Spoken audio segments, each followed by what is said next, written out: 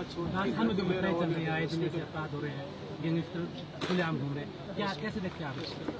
सबसे बड़ी चीज ये है, जहाँ पे हम बैठे हुए हैं, सीकर को एक शिक्षा के माध्यम से जाना जाता है। यहाँ पढ़ाई को वैल्यू दी जाती थी। यहाँ पे बच्चे दूर दूर से, पूरे हिंदुस्तान के बच्चे यहाँ पे पढ़ने आते थे। जो एक शिक्षा का हब है, उसको गुंडागर्दी का हब बना दिया। सरेआम यहाँ गोलियां चलती हैं और गोलियां चला के अपराधी शहर से निकल जाते हैं। सबसे बड़ी चीज ये है, प्रशासन की इतनी बड़ी नाकामी है। इस चीज को आप बाद में कैसा भी मुद्दा बना लो, यानी कि जो एक कांड हो जाता है, कांड होने के बाद वे यहाँ से भाग निकलते हैं, आप उनको पकड़ते हो नहीं पकड़ते, वो चीजें मैटर नहीं रहती। जो हमारे पीछे चला गया, क्या वो वापिस आ सकता है? सबसे बड़ी नाकामी ये है, जिसके बच्चे हमारे पीछे चले जाते हैं, एक इतनी बड़ी घटना घट जाती है, उसके बाद आप उनको पकड़ो या उनको कितना बड़ा कुछ भी बनाओ सोशल मीडिया के माध्यम से, वो आप लोगों को दिखा रहे हैं कि क्रिमिनलों को, 5 जो भी क्रिमिनल थे उनको पकड़ लिया, 24 घंटे के अंदर पकड़ लिया है। दोबारा से दिखाया जा रहा है कि राजस्थान पुलिस को ढेर सारी बधाई। बधाई किस बात की भाई? अब पकड़ने के बाद क्या वे जो हमारे इंसान हमारे पीछे चले गए, वे वापिस आ सकते हैं? बड़ी चीज ये है, आप कोई घटना घट जाती, उसी के बाद आपकी आंखें कैसे खुलती, उससे पहले क्यों नहीं खुलती? इन चीजों पर आप पहले ही काबू क्यों नहीं पाते? कोई घटना होने के बाद आपकी आंखें खुलती हैं। सबसे बड़ा सवाल है प्रशासन के ऊपर। उसके बाद अगर बात आती है जो सरकार की तरफ आप जब जाते हो, आप सरकार के पास जाके देखना, आप लोग बार बार उनका इंटरव्यू भी करते हो, वीडियो भी बनाते हो। सरकार जीव या पक्ष में विपक्ष में, वो उन पे लांछन लगा रहा है, वो उन पे लगा रहे, वो उनका जवाब दे रहे, वो उनका जवाब दे रहे। धरातल पे, जमीनी स्तर पे काम करने में कोई ध्यान नहीं है। जब किसी का बेटा जाता है, वो बेटा अकेला नहीं जाता, वो अपने परिवार को लेके चला जाता है। एक बेटा ही परिवार का ऐसा हिस्सा होता है, वो जड़ होता है। उसके कारण जो पेड़ है ना, जो परिवार का पेड़ खड़ा, वो पूरा का पूरा पेड़ नष्ट हो जाता है। उसके बच्चे मिट्टी में मिल जाते हैं। उसके क्या होता है, हम इन परिवार वालों के साथ कब तक रहेंगे? जब तक 13वीं का पल्लड़ जो इनके घर पे बिछा हुआ है, तब तक हम इनके हमदर्द बने रहेंगे। उसके बाद सब आप अपने घर चले जाएंगे, नई घटना हो जाएगी, दोबारा से फिर वही काम। लेकिन एक बात सोच के देखो, जो 13वीं तक जब वो पल्लड़ उठ जाता है, यारे प्यारे रिश्तेदार सब आप अपने घर चले जाते हैं, उस परिवार को पालने वाला क्या वापिस आ जाएगा? फिर तो क्या हुआ, कभी साल 2 साल में हमारी मुलाकात होगी, हमने हालचाल पूछ लिया। इससे ज्यादा आज के जीवन में किसी के पास कोई समय नहीं है। दूसरी बात यह है, जो जितने भी मेरे स्टूडेंट साथी, पढ़ाई वाले, शिक्षा वाले, जो शिक्षा को बढ़ावा देते हैं, उन साथियों से मैं एक बात कहना चाहता हूँ, आप यहाँ पे पढ़ने के लिए आते हो, अपना ध्यान पढ़ाई पे दोगे, आपके लिए काफी अच्छा रहेगा। आपके माता पिता आपको पढ़ाई के लिए भेजते हैं, उसी चीजों पे ध्यान दें। बाकी जो ये जितनी भी सोशल मीडिया पे अनाप शनाप चीजें चलती हैं, उनकी तरफ अपना ध्यान देके अपना और अपने परिवार का जीवन बर्बाद ना करें। और सीधे सा जो गहलोत सरकार, उससे जो सवाल है, उसे छोटा सा ये सवाल है, आपका बेटा, आपका बच्चा सुरक्षित है, इसलिए आपको ये खबरें, ये घटनाएं छोटी छोटी लगती हैं। अगर यही आपका बेटा होता ना, ये घटना घट जाती, आपकी जड़ें हिल जाती, आपको पता लग जाता है कि बेटा जाता है, जब पूरे परिवार पे क्या असर पड़ता है इसका। तो मेरा यही कहना है, जितने जो भी आपके चैनल है, सभी चैनलों के माध्यम से इस घटना से कम ये कुंभकर्ण वाली नींद से जाग जाएं। आगे आने वाले समय में ऐसी और कोई घटना ना हो। राजस्थान एक इतना बड़ा प्रदेश है, पूरे विश्व में सिर्फ 20 देशों को छोड़ के 21वें नंबर पे अगर नंबर आता तो अकेले राजस्थान प्रदेश का आता है। इससे छोटे हैं वे देश। मैं सिर्फ ये कहना चाहता हूँ, राजस्थान को शांति के लिए जाना जाता था। हमारे जैसे जो भाई थे, वो भी यहाँ आके सुरक्षित महसूस करते थे, दिन रात हम घूम सकते थे खुलेआम। अब हमारे को भी डर लगने लग गया है, रात के टाइम कहीं हमारे साथ भी कोई घटना न घट जाए। जैसा राजस्थान शांति प्रिय पहले था, इसको वैसा ही बनाने की कोशिश करें। और जो भी अपराध की दुनिया, अपराध की शाखाएं जितनी भी जुड़ी हुई हैं, उन सब पे जल्द से जल्द कोई ठोस ऐसा कदम उठाया जाए, जिससे जो आमजन, आम नागरिक है, वे अपना जो नॉर्मल जीवन है वो जी सके, ताकि उनका जो जीवन है वो डर भय के माहौल में ना गुजरे।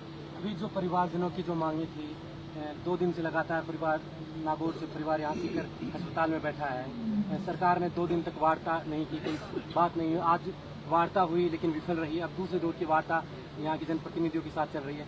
कैसे देखते हैं कि सरकार की इस रवैये को आप कैसे देखते हैं? सरकार अपनी पीठ पर थपा रही है कि 5 आरोपी थे, उन्हें हम गिरफ्तार कर लिया, प्रेस कॉन्फ्रेंस करती है, लेकिन जो मुआवजे की बात आई थी, इस परिवार को न्याय दिलवाने की बात आई थी, वहाँ सरकार एक कदम पीछे अभी भी। कैसे देखते हैं इसको? हमारे जो भी सम्मानित आदमी, हमारी तरफ से सम्मानित जो नेताजी हैं, वो वार्ता करने के लिए गए हैं। जब वो वापिस आएंगे इस बारे में खुल के बात तभी कर सकते हैं। उनकी तरफ से क्या संदेश आता है, वार्ता सफल रहती या वार्ता विफल रहती, ये सवाल, ये जवाब उसी टाइम किए जा सकते हैं। हाल फिलहाल इनका कोई जवाब नहीं दे सकते क्योंकि अंदर मीटिंग चली हुई है। जैसे ही मीटिंग खत्म होगी, वार्ता लगभग 2-3 घंटे चली थी, लेकिन कोई नतीजा नहीं निकला। वो तो पता है, लेकिन हाल फिलहाल भी तो उसी चीज को लेके बैठे हुए हैं ना।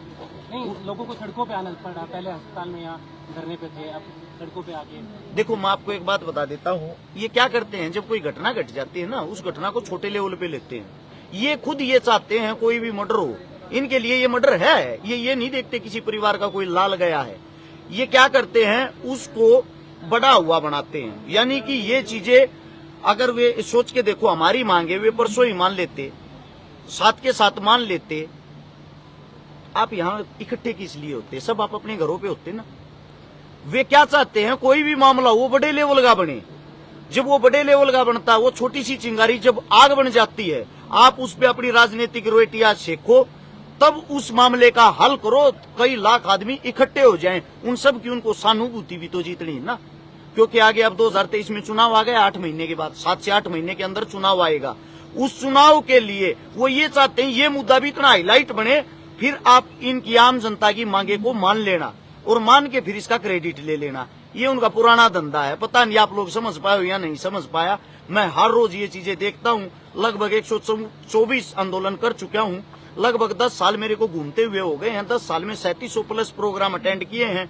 मैंने हर रोज यही राजनीतिक पार्टियों के यही मुद्दे देखे हैं। जैसे कोई शहीद हो जाता है, जब कहीं भी शहीद जब परिवार होता है, खुद ये गोलियां चलवाते हैं, खुद ये ड्रामे करते हैं, उस सीन को क्रिएट करके मीडिया के सामने बड़े लेवल पे लाके कि पाकिस्तान आपको मार देगा, चीन आपको मार देगा, और अपने चुनाव को आराम से निकाल लेते हैं। जैसे ही चुनाव खत्म होता है, ना वो पाकिस्तान हमारे से युद्ध करने को तैयार है, ना वो चीन। सेम ऐसे ही जब हमारा कोई लाल हमारे बीच से जाता है, ये उसके ऊपर खुद ये चाहते हैं कि अपनी राजनीतिक रोटी जब सेके, जब यहाँ पे पब्लिक की मात्रा बहुत ज्यादा हो, इनकी गैदरिंग हद से ज्यादा हो, फिर इसके ऊपर वे अपनी राजनीतिक रोटियां सेकने के लिए जो भी मांगे होती है उसको हाँ बोल देते हैं। आप लोगों की बातें मान ली, फिर उन्हीं के चूजे, उन्हीं के बच्चे हमारे बीच में आके उसी सरकार के जैसे कार्य लगाने लग जाते हैं। सरकार ने अच्छा काम किया, कम से कम हमारी सुन तो ली। भैया जी, उसके वापिस बैक में आइए। उनके सुनने, उनके ना सुनने, उनकी मांग मानने ना मानने से हमारा बच्चा तो वापिस नहीं आएगा ना। आप पहले इन चीजों को क्यों नहीं रोक देते? पहले ही अगर इन चीजों पे काबू पा लो, किस लिए तो हम आप लोगों के सामने मांग रखेंगे, किस लिए हमारे को सड़कों पे, रोडों पे आने की जरूरत पड़ेगी। जैसे कि उत्तरी भारत में कहीं भी अन्याय होता है या किसी गरीब को जरूरत होती है तो हर सितारा वहाँ पहुँच जाता है, और आज आप सीख कर आए, तो इस परिवार के साथ आप किस बात मैं छोटी एक बात बताता हूँ। मैंने खबर आज सुबह ही अखबार में पढ़ी थी। मैं, मेरे पास में गांव है मुडलाना, वहाँ एक गरीब बेटी की शादी करवाने के लिए गया था, तो वो अखबार की कटिंग आई, उसमें लिखा हुआ था 27.5 बीघे जमीन शायद बेच दी बेटियों के पढ़ाई के लिए, और 5,10,000 कुछ ऐसे रुपये ब्याज पे लिए फीस भरने के लिए। मैंने वो खबर पढ़ी तो उस चीज को देखते हुए मेरा दिल हिला कि एक गरीब किसान हमारे बीच से चला गया, एक गरीब इंसान हमारे बीच से चला गया, जिसका ना ही तो किसी के साथ कोई लाग बाग थी, ना ही बदमाशी से कोई बैकग्राउंड था, ना ही बदमाशी लाइन से उसका कोई लेना देना था। यानी कि एक आम जनता, आम आदमी मरता है, उसकी जगह वो गोली कल ना हमारे को भी लग सकती है।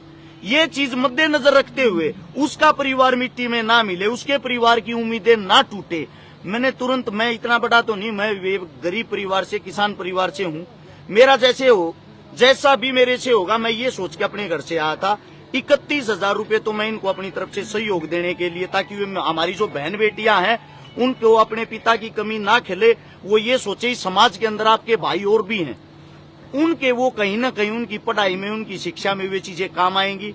उससे दूसरा जो 5 लाख रुपए का कर्ज है, कर्ज वाली बात को देखते हुए अगर हम सब से वो समाधान नहीं हुआ तो इस चीज की जिम्मेदारी इस परिवार के सामने मैं लेके जाऊंगा। वो 5 लाख रुपए का जो कर्ज है वो तारने की हिम्मत अपने भाईचारे के दम पे मैं रखता हूँ।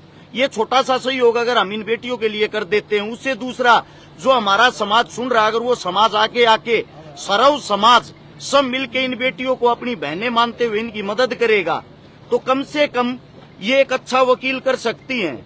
अच्छे वकील के लिए अच्छे पैसे का सहयोग चाहिएगा, और अच्छा वकील जब करेंगी, जो भी अपराधी उनको अच्छी से अच्छी, सख्त से सख्त सजा दिलवा सकती हैं। ये मामला ये नहीं है कि ये मामला 10-15 दिन का है, क्योंकि अपराधी अब पकड़े जा चुके हैं। हम मामला कहाँ चलेगा, मामला तो कोर्ट में चलेगा।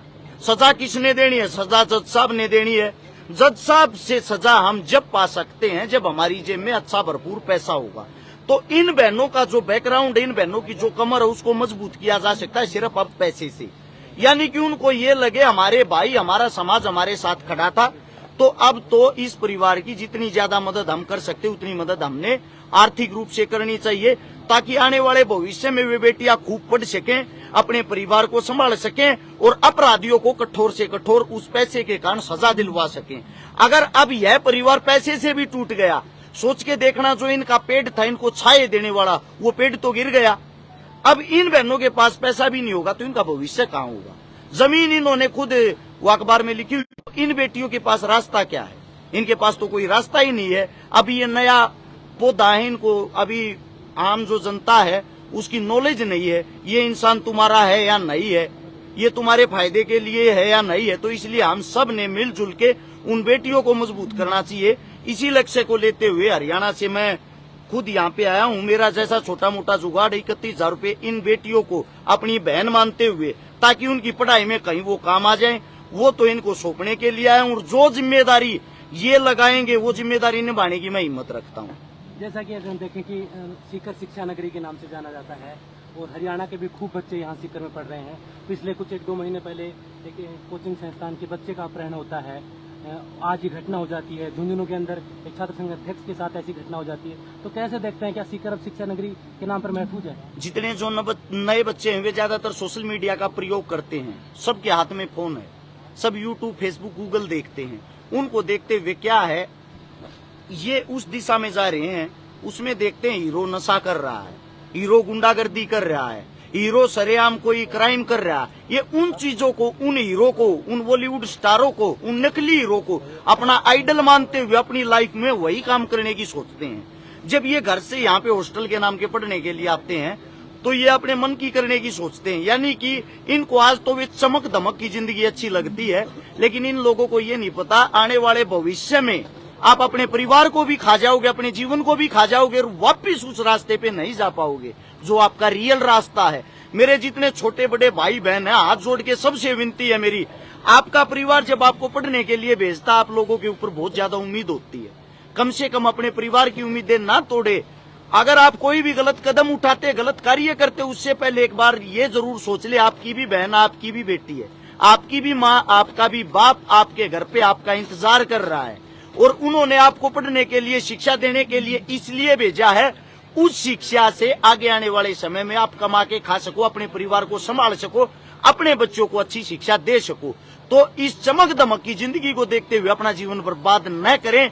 ये चमक दमक की जिंदगी 2-4 दिन की होती है। हाथ जोड़ के विनती है सभी साथियों से। अभी आप इस परिवार का सहयोग करने के लिए आए हैं, लेकिन जो वार्ता हो रही है, अगर वो वार्ता पे सहमति नहीं बनी तो हर्षिकारा की टीम आगे क्या फैसला? जो जिम्मेदारी यहाँ पे हमारे बुजुर्ग बैठे हैं, हमारे बड़े बुजुर्ग, जो भी जिम्मेदारी लगाएंगे जो जायज होगी, जितना मेरे बस का है, जितनी ये जिम्मेदारी लगाएंगे उससे 1.5 गुना ज्यादा करने की कोशिश करेंगे। ये अपनी जुबान है। ये थे हर्षिकारा, जो एक भाई